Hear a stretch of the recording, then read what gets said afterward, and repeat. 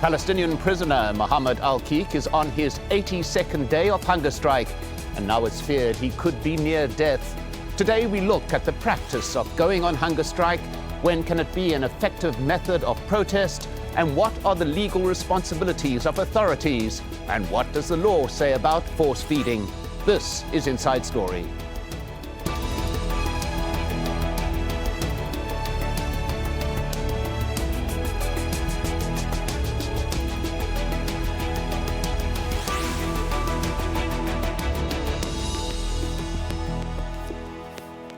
Hello and welcome to the program. I'm Mike Hanna. Mohammed al-Qeeq was taken from his home by Israeli forces on November the 21st. He's been detained without charge and without trial since then. He's been held under Israel's controversial administrative detention law, which allows the state to detain individuals indefinitely with no reasons given. The journalist who works for the TV station Al-Majd is accused of being a Hamas activist. He's been refusing food since November the 25th. That's 4 days into his detention. Earlier this month, Israel's Supreme Court lifted his administrative detention order, but ruled that he may not leave hospital. He's refused to end his fast, saying he's determined to continue until he's released unconditionally. And he's not alone. Throughout history, political detainees have resorted to hunger strikes, whether to protest violations of their basic rights, conditions in prison, and or to draw attention to their causes. British women activists demanding the right to vote refused to eat after they were imprisoned at the turn of the last century. There was public anger when the suffragettes were force-fed in the 1900s.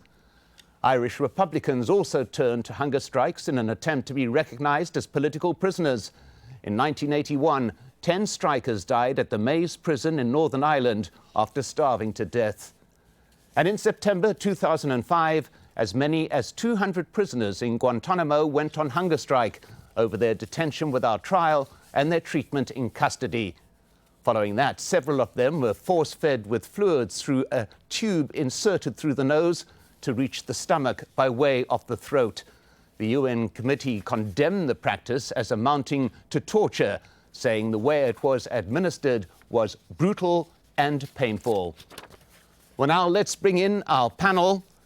In Tel Aviv, we have Michael Barilan, Professor of Bioethics and Biomedical Law at Tel Aviv University. In Ramallah, Laith Abu Zeyad, International Advocacy Officer for Addameer Prisoner Support and Human Rights Association. And in London, we have Mazen Masri, Lecturer in Law at City University, London. Thank you all for joining us. Let's begin with Laith Abu Zeyad. He went on hunger strike to protest against his treatment initially and then to protest against administrative detention. Were there any other avenues to make his protest public?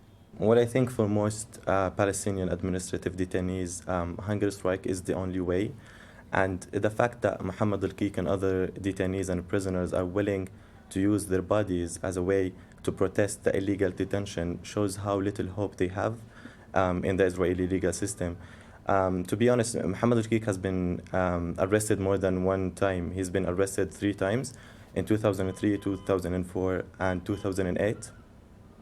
And the use of hunger strike and the fact that he's willing to refuse food and the fact that he's sacrificing his life shows that it's the only way, basically, to protest the illegal detention and also being held in detention with no charges and no trial as well. Well, Michael Barilan, it seems that the very nature of administrative detention means that there are no other avenues for an individual to be able to make their feelings and their anger known publicly, are there not? If I may correct what you said initially, is there's no Israeli law. It's inheritance from the British Mandate Law, the same legal system that allowed the British to keep the Irish nationalists in administrative detention. It grants the government powers in situations of emergency to keep for up to 6 months a prisoner. The Israeli legal system upgraded it in the direction of human rights. It's a violation of human rights requiring judicial review, but there is no due process. There are charges against him or against all others. They just do not know or do not know fully either the charges or the evidence, and that they know that a judge has authorized this. Whether there are other ways to protest or not, I don't know. There is no doubt that when a person is about to die of starvation, he cannot be a risk to the public. The Israeli Supreme Court authorized administrative detention as an exceptional measure.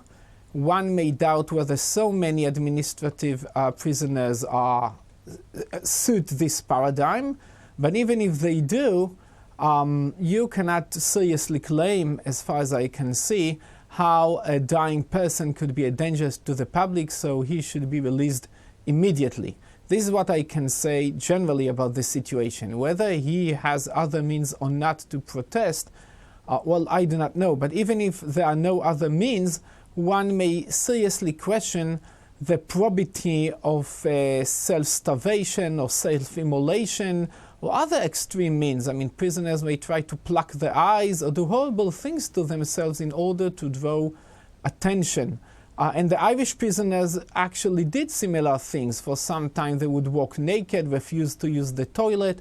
One can imagine how dehumanization may go if the public accepts the notion that protest has no limits in terms of degradation of human dignity, self-violation, etc. There must be limits. Well, Mazen, Masri, it does appear very much that this is a last resort by the detainee, that there are no avenues he can explore, and remembering as well that being held without trial is being stripped of fundamental human rights, is he not?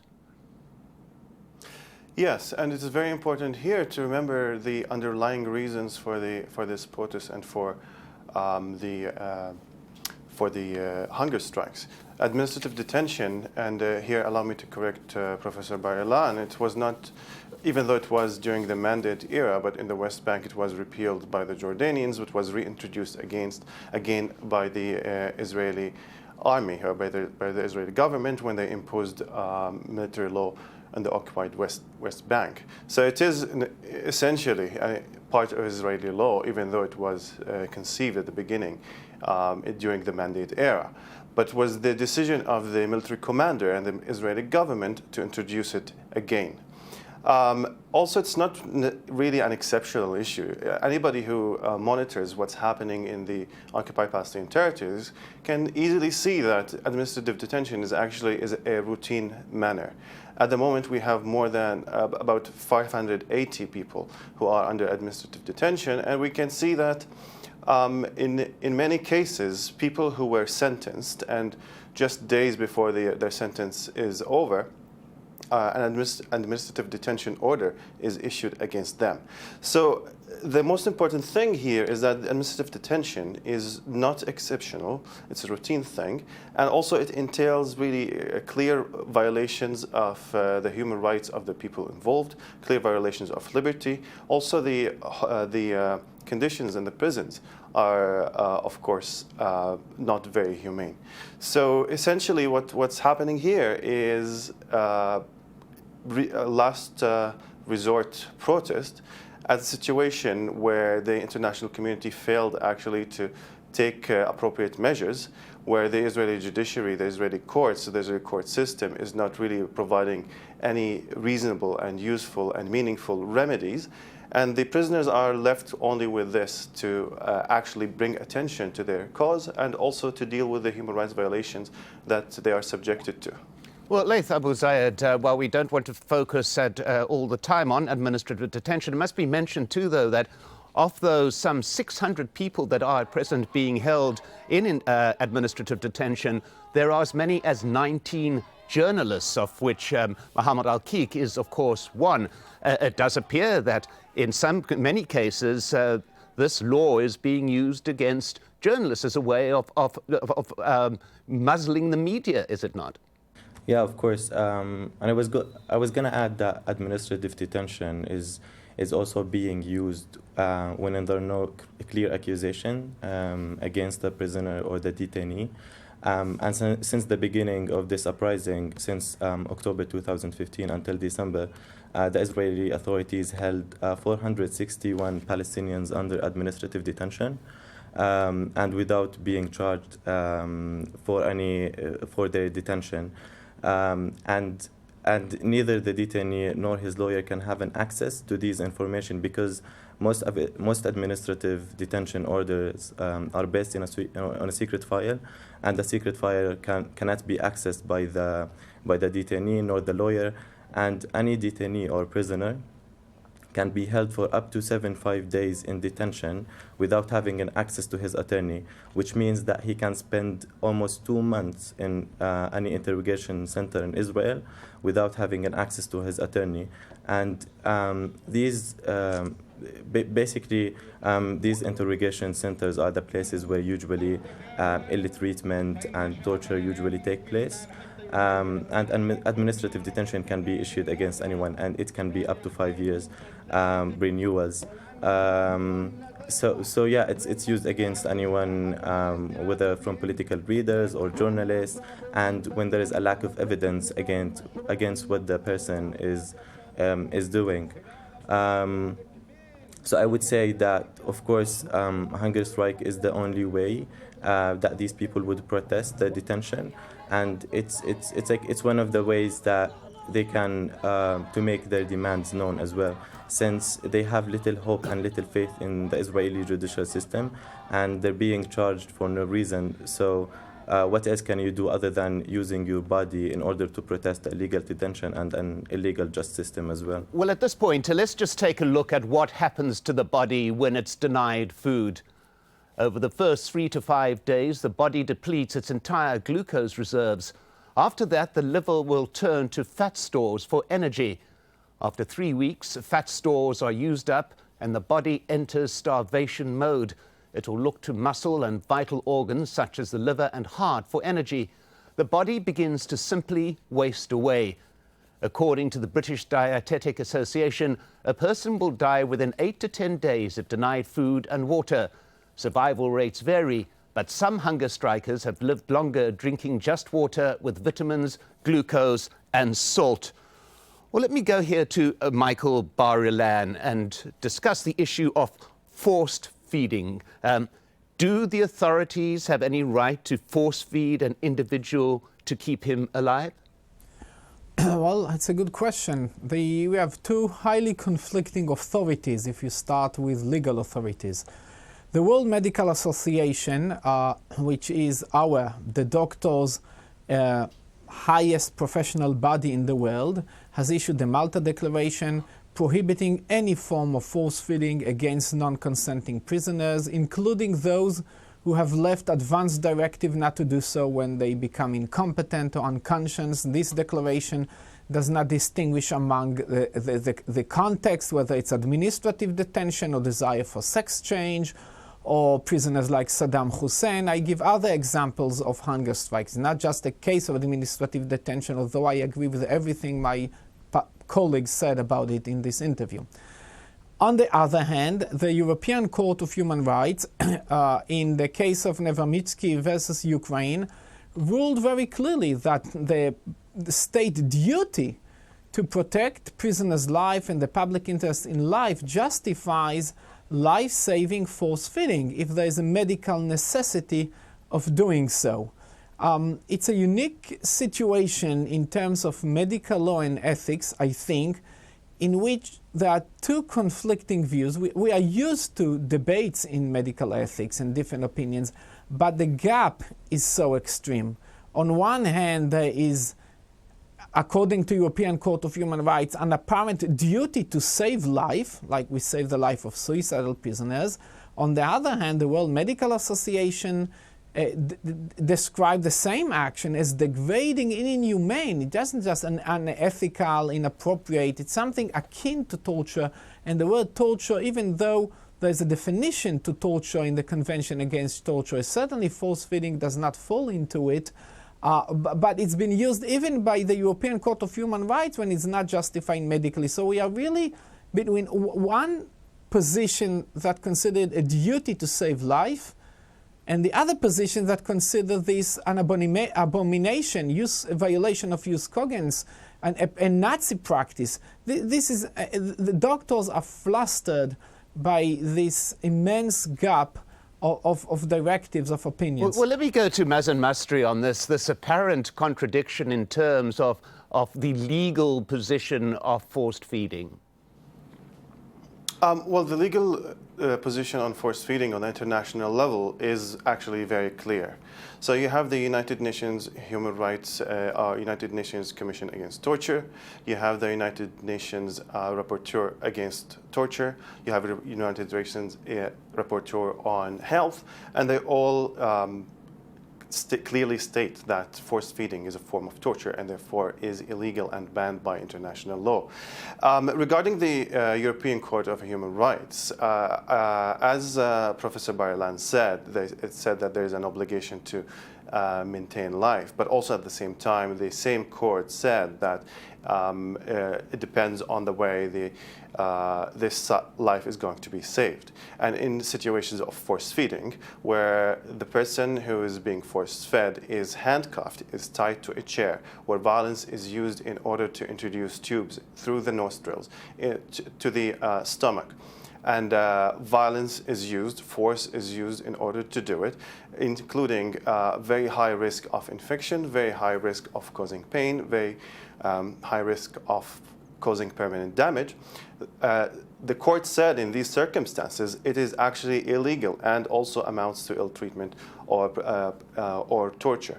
So even the European Court of Human Rights, which Professor Barilan brings as an authority, is not entirely clear that it is a legal practice. They said, they upheld that the states also have the obligations to protect the life, but also at the same time, it depends on how it is done. Well, let me just go, if I may, Mazen. Let's just go to Michael Barilan on that. I think he wanted to interject. I'm sorry if I may say.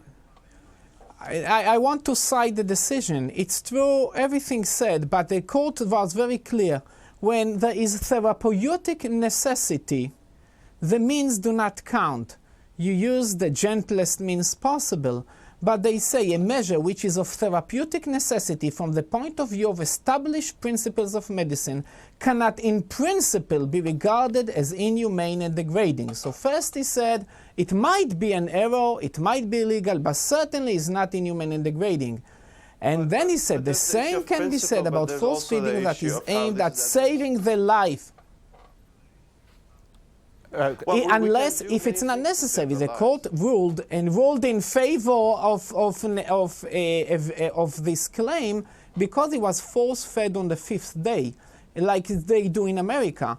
But they are very clear about the possibility, the permissibility of saving life. And I wish to highlight something. We are talking about a violent struggle here.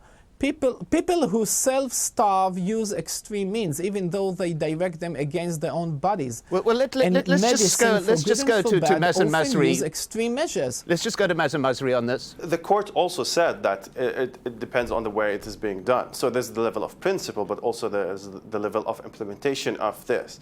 And the court was also very clear and declared it as also a human rights violation. If the person that's involved is being handcuffed, is being tied to a chair, if this is being done through methods that will cause violence, that are administered through violence, that will cause damage to the person. And also we have to bring the possibility here, which did happen in the past, that the person actually could die while being force-fed. So it's not really something that's risk-free.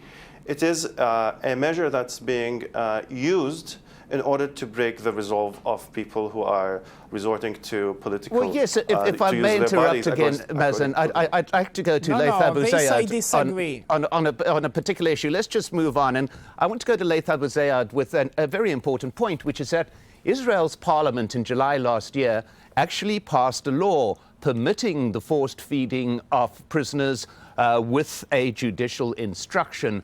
Now, that is before the Supreme Court. There is an appeal against that particular law.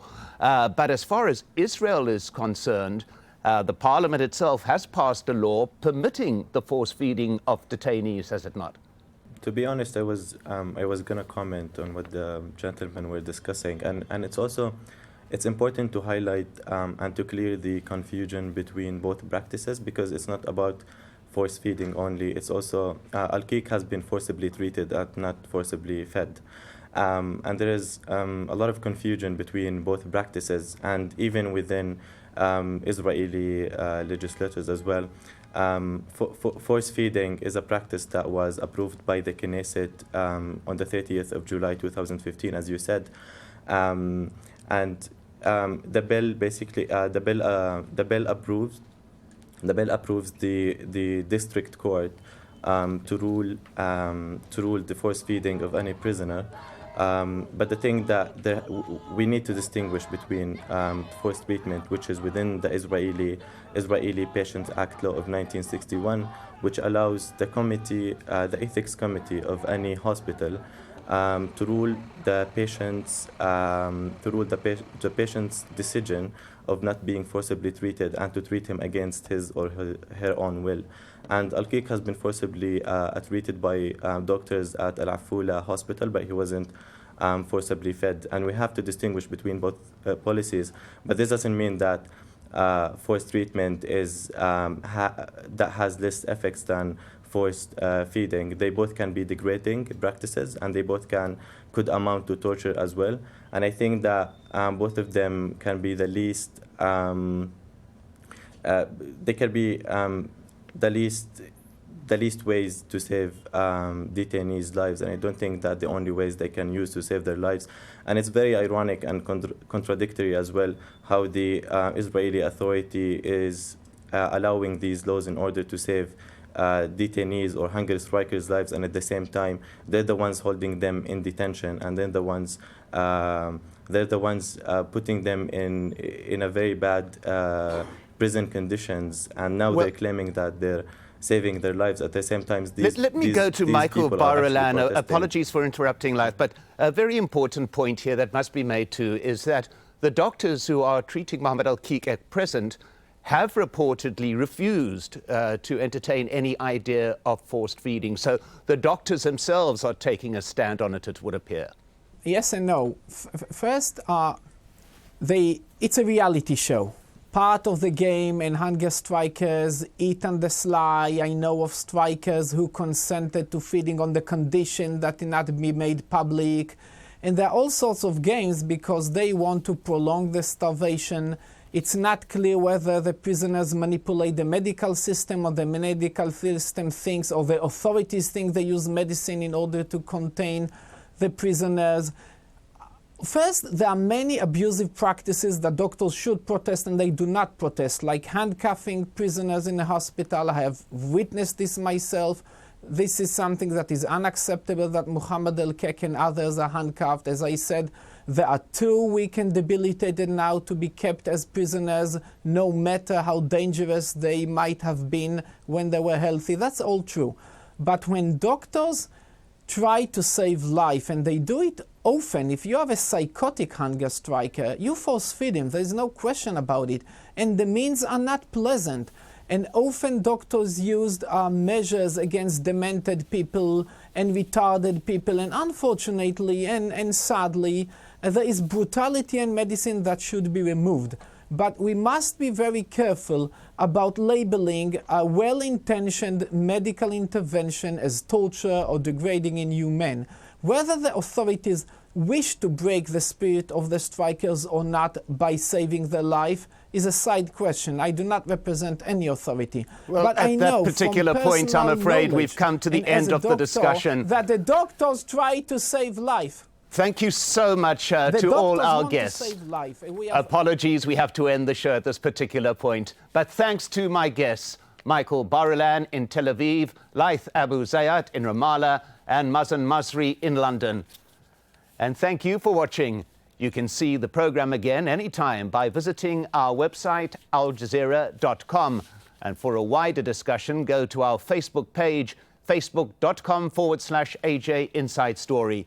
You can also join the conversation on Twitter, our handle @AJ Inside Story.